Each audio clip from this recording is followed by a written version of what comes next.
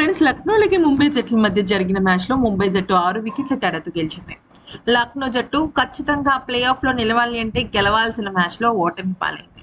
అయితే నిన్న అనారోగ్య కారణాల రీజన్స్ ని చూపించి హార్దిక్ పాండ్యా గేమ్ అయితే ఆడలేదు, అంటే మ్యాచ్ అయితే ఆడలేదు. కానీ తను మ్యాచ్ అనంతరం మాత్రం బ్రాడ్కాస్టింగ్ మీడియాతో కొంత మాట్లాడినట్టు తెలుస్తోంది. నెక్స్ట్ ఇంతకీ హార్దిక్ పాండ్యా ఏమిటన్నాడంటే, ఈ రోజు మ్యాచ్ చూస్తుంటే చాలా హ్యాపీగా అనిపించింది. వరుస ఓటముల తర్వాత ఒక విజయం వస్తే ఆ ఆనందము నాకు మాత్రమే ఎక్కువ తెలుస్తుందేమో అనిపించింది.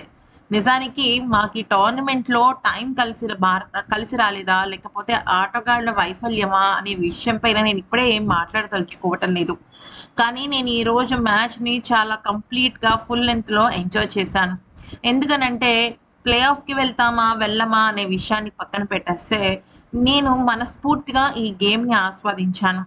అయితే మ్యాచ్‌లో ఇంకా అంటే బ్యాటింగ్‌లో కానీ, బౌలింగ్‌లో కానీ సరిదిద్దుకోవాల్సిన తప్పిదాలు ఖచ్చితంగా కనిపిస్తున్నాయి.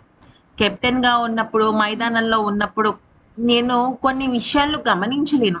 అయితే ఎప్పుడైతే నేను ఆడకుండా ఒక ప్రేక్షకుడిలా మాత్రమే చూస్తున్నానో నాకు ఎన్నో విషయాలు తెలిసొచ్చాయి. అయితే మా జట్టులో కొన్ని విషయాలు చోటు చేసుకున్నాయి. అది కెప్టెన్‌గా నేను పేరుకే కానీ మార్చే పరిస్థితుల్లో లేను. ఇక ఈ మ్యాచ్‌కే కాదు, టోటల్‌గా ముంబై ఇండియన్స్ జట్టుకి వెన్నెముక లాంటి వాడు రోహిత్ పయ్య. అతని లాంటి ఆటగాళ్ళు దొరకడం చాలా అరుదుగా జరుగుతుంటుంది. నిస్వార్థంగా జట్టు కోసం పనిచేసే ఆటగాళ్ళు మనకి దొరికినప్పటికీ వాళ్ళలో తోపు ఆటగాడు ఎవరైనా ఉన్నారంటే అది ఖచ్చితంగా రోహిత్ పయ్యనే.